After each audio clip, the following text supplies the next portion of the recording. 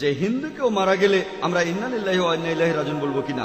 আর লোকজন সাধারণত ভাবে শুধু কারো মৃত্যুর খবর শুনলেই এই দোয়াটা পড়তে হবে।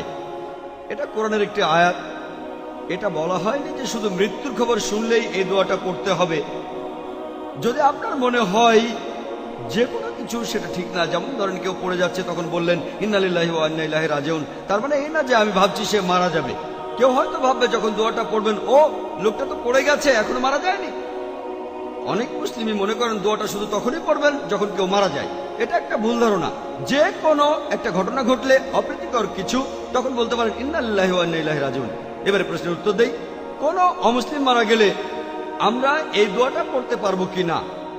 এই আয়াতটার অর্থ কি? পবিত্র কোরআনে এই আয়াতের অর্থ হলো তার কাছ থেকে এসেছি, তার কাছে ফিরে যাব। এমনকি অমুসলিমরাও অন্য কোনো জায়গা থেকে তারা আসেনি, আল্লাহ তাআলার কাছ থেকে এসেছে। আল্লাহ তার সৃষ্টিকর্তা, আল্লাহ তার রব, আল্লাহ তার খালেক, আলহামদুলিল্লাহ। আর সে আল্লাহর কাছে ফিরে যাবে। এমনকি যদি মুশরিকও হয় তাহলে এই দোয়াটা পড়লে কোনো ক্ষতি নেই। হ্যাঁ, আপনি তখন তার জন্য প্রার্থনা করবেন না, কারণ একজন লোক যদি মুশরিক হয়ে মারা যায় তার জন্য প্রার্থনা করবেন না।